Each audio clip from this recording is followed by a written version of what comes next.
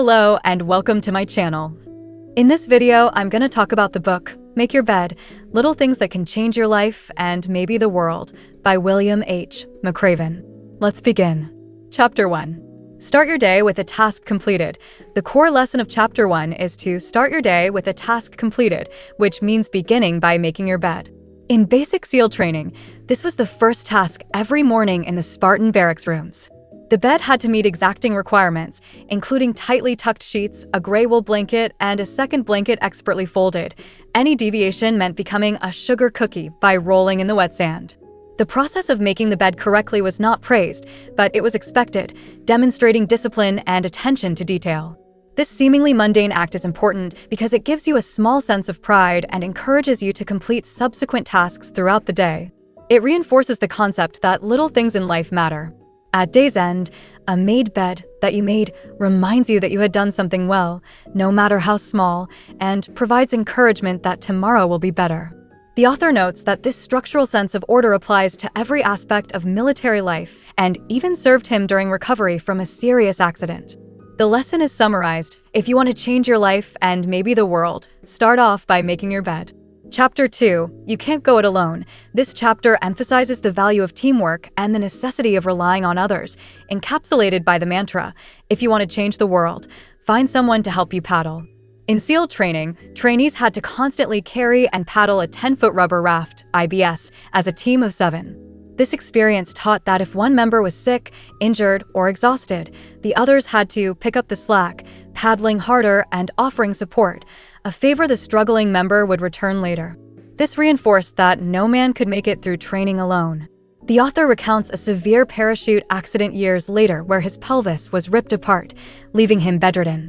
In this moment of crisis, he relied on his wife, Georgianne, for nursing and tough love to stop feeling self-pity, and his boss, Admiral Eric Olson, who risked his reputation to save the author's career.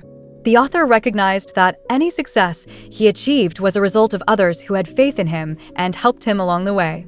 Since none of us are immune from tragic moments, the actionable takeaway is that you cannot paddle the boat alone, and your success depends on finding people to share your life with and making many friends.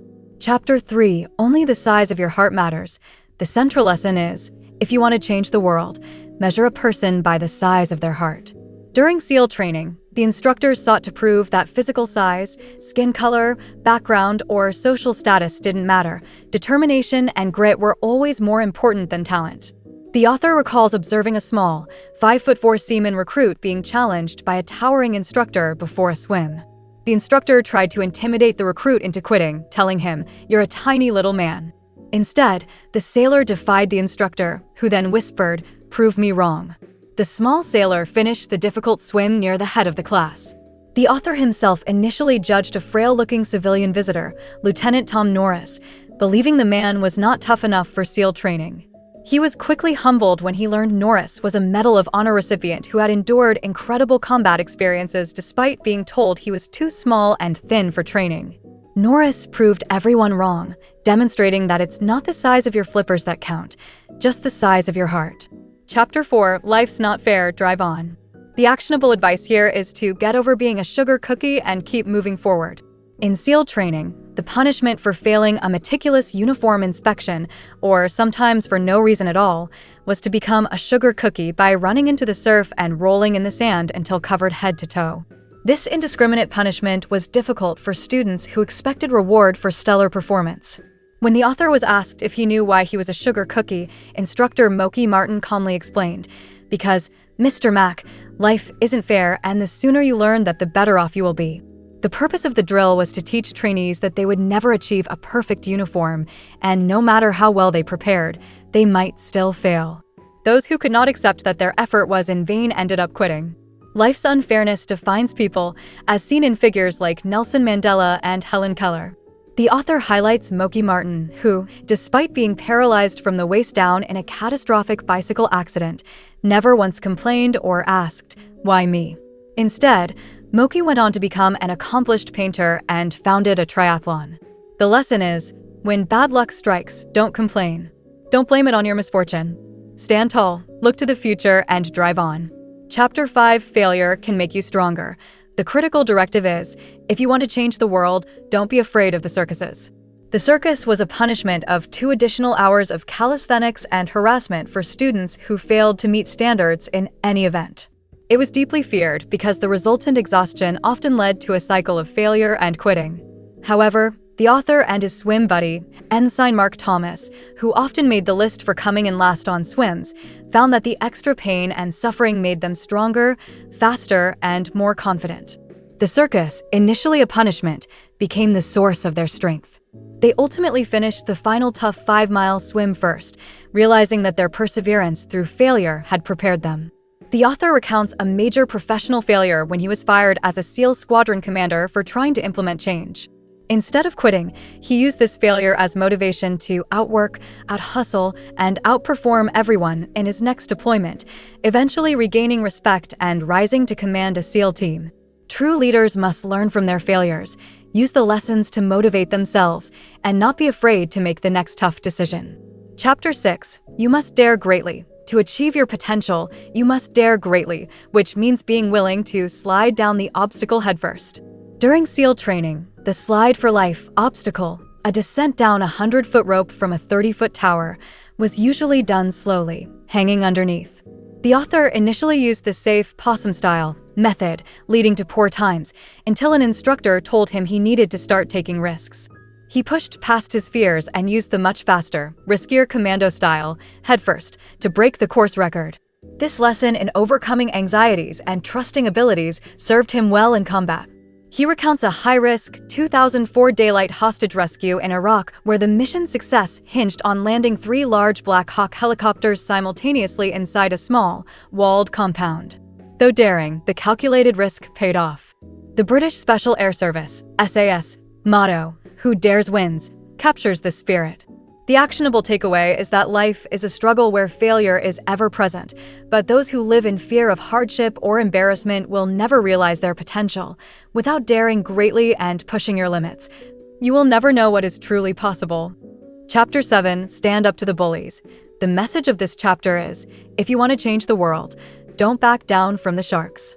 During the long, dark night swim off San Clemente Island, where great white sharks lurked, trainees were taught that if a shark circled, they must stand their ground, not act afraid, and if attacked, punch the shark in the snout.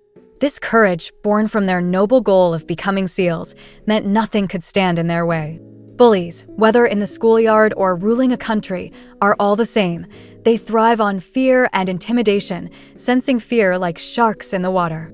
The author uses Saddam Hussein's capture as an example. Though imprisoned, Hussein managed to intimidate and frighten the new Iraqi government leaders, demonstrating his lasting power derived from fear. The author had to intervene, isolating Hussein and sending the silent message that the former dictator was no longer important. Courageous actions from American soldiers had ended his tyranny. To achieve goals in life, one must possess great courage and be willing to stand firm against bullies, or they will strike. Chapter 8. Rise to the occasion. The advice is to be your very best in the darkest moments. This lesson originated during the final, technically difficult phase of basic SEAL training, a 2,000-meter night dive in San Diego Bay using a dangerous death rig in zero visibility. The instructors warned that under the ship's keel, the objective and the darkest part of the mission was where the divers would be disoriented. That darkest moment required trainees to rise above your fears, your doubts, and your fatigue. The author applied this lesson to the profound darkness of war, specifically witnessing ramp ceremonies for fallen warriors in Afghanistan. During these tragic events, military units, families, and communities came together to demonstrate incredible dignity, honor, and strength. The author observed that, even in the darkest moment of losing a loved one, people, like the family of a seasoned special operator, or the airmen who immediately flew again after a fatal crash, found a way to be their best. The actionable takeaway is that when a dark moment inevitably crushes your spirit, you must reach deep inside yourself and be your very best. Chapter 9. Give people hope. The actionable core of this chapter is the lesson, if you want to change the world, start singing when you're up to your neck in mud. This lesson was learned during the infamous Tijuana Mudflats portion of Hell Week, which was 6 days of unrelenting harassment and no sleep designed to eliminate the weak. Trainees were ordered into the thick, freezing mud where their bodies were consumed up to their necks, testing their will to carry on. When morale hit its lowest point, an instructor used a bullhorn to offer relief, hot coffee and chicken soup, but only if 5 students quit. As one student began to lunge for dry ground to quit, a single, raspy voice began to sing loudly. This voice became 2, then 3, until everyone was singing, making the class stronger and their will to continue unbreakable.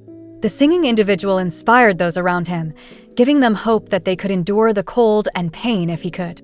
The author notes that hope is the most powerful force in the universe.